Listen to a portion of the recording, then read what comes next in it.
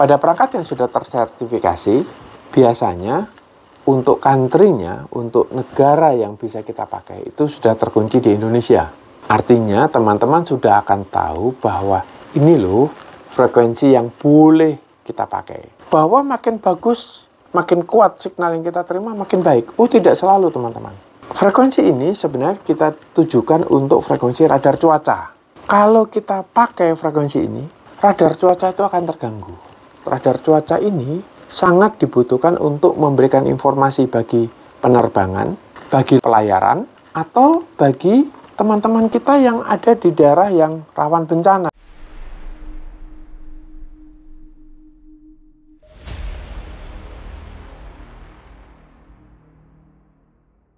Halo teman-teman, saya Yom Rahwana. Kali ini saya ingin mengajak teman-teman untuk belajar sedikit mengenai ketentuan kalau teman-teman menggunakan perangkat radio. Saya yakin teman-teman di luar sana masih banyak yang menggunakan perangkat radio, terutama seperti Mikrotik, UBNT, mungkin Motorola, atau sejenisnya. Beberapa hal yang mungkin perlu teman-teman ketahui adalah misalnya satu, bahwa perangkat radio yang boleh kita pakai ini harusnya bersertifikat postel. Memang tidak semua perangkat saat ini tersertifikasi, tapi sebaiknya teman-teman membeli yang sudah tersertifikasi. Kenapa? Karena kalau yang tidak tersertifikasi bisa jadi berpotensi melanggar hukum. Apa contohnya? Pada perangkat yang sudah tersertifikasi, biasanya untuk country-nya, untuk negara yang bisa kita pakai, itu sudah terkunci di Indonesia. Artinya teman-teman sudah akan tahu bahwa ini loh frekuensi yang boleh kita pakai. Karena frekuensi yang boleh kita pakai di Indonesia ini hanya ada dua. Di 2412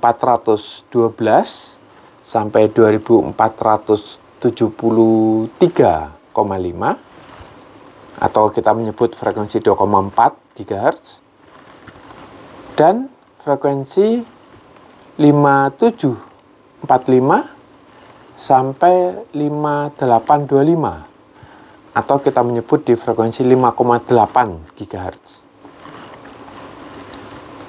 Untuk dua frekuensi ini, izinnya adalah izin kelas. Izin kelas itu melekat pada perangkat.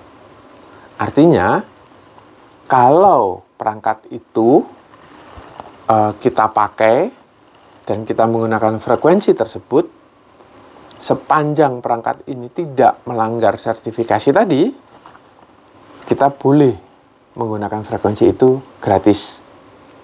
Emang ada yang nggak gratis? Ada. Kalau teman-teman menggunakan microwave, mungkin dengan harapan bandwidth-nya bisa lebih besar, throughput-nya bisa lebih gede, jangkauannya bisa lebih jauh. Kadang teman-teman ada yang menyarankan menggunakan microwave di frekuensi mungkin 3000 something, atau di frekuensi 7000 sekian. Itu semua adalah perangkat yang harusnya dilengkapi dengan ISR. Artinya teman-teman harus mengurus izin untuk menggunakan frekuensi tersebut. Siapa yang biasa menggunakan? Teman-teman di telekomunikasi, GSM. Biasanya itu frekuensi yang mereka pakai untuk backbone antar BTS. Nah, teman-teman jangan ikut-ikut ke sana.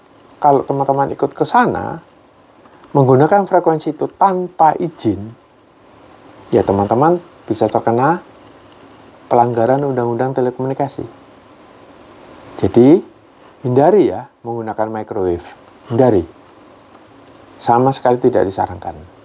Apalagi untuk punya microwave, teman-teman juga harus punya izin jaringan tertutup untuk jaringan radio. Kalau teman-teman tidak punya jar taplok atau jar tube untuk wireless, untuk radio tadi, jangan. Karena teman-teman bisa bermasalah di sana. Jadi, kembali pakailah radio di frekuensi 5,7 ya, 5,7, 5,8 atau di 2,4. Itu gratis. Lalu bagaimana dengan throughputnya? Nah, throughput ini sebenarnya ada sedikit konsep yang salah di antara teman-teman, yaitu misalnya ini, bahwa makin bagus, makin keras signal, makin keras daya pancar, makin kuat signal yang kita terima, makin baik. Oh, tidak selalu teman-teman. Analoginya sederhana. Kalau kita berbicara dengan orang di sebelah kita, apakah kita perlu berteriak-teriak? Apakah lebih baik kalau saya ngomong dengan dia dengan cara saya berteriak? Oh tidak kan? Cukup dengan suara yang normal, dengan power suara yang biasa saja, kita sudah bisa berkomunikasi dengan baik. Mungkin untuk yang agak jauh, kita bersuara agak keras sedikit. Tapi apakah kita harus pakai megafon? Enggak. Nggak mungkin untuk jarak pendek kita pakai megafon. Yang ada adalah teman kita sakit telinganya. Jadi, di dalam frekuensi penggunaan di 2,4 ataupun 5,8, kita sebenarnya dibatasi powernya. Maksimal itu di sekitar 200 miliwatt, sekitar itu. Apa tujuannya? Supaya ekosistem ini tidak terganggu. Bayangkan kalau kita berada di sekitar orang yang semuanya bersuara dengan sangat keras. Kita tidak akan bisa berkomunikasi. Tidak akan bisa. Bayangkan kalau teman-teman ada di tengah sebuah acara yang di sebelahnya teman-teman ini speaker besar, suara musik menggelegar. Untuk kita berbicara dengan jarak mungkin setengah meter atau bahkan 10 cm pun, kita harus berteriak dan itu belum tentu lawan bicara kita dengar. Inilah yang akan terjadi kalau semua orang tidak taat dengan power tadi. Oleh karena itu, saya menyarankan kepada teman-teman, hindari menggunakan power besar. Dengan power yang cukup, dengan power yang kecil atau secukupnya, asal perangkat radio terpasang dengan baik dan memenuhi standar teknikal, hasilnya akan bagus. Hasilnya pasti baik. Teman-teman jangan juga terpancing untuk misalnya menggunakan frekuensi yang tidak sah.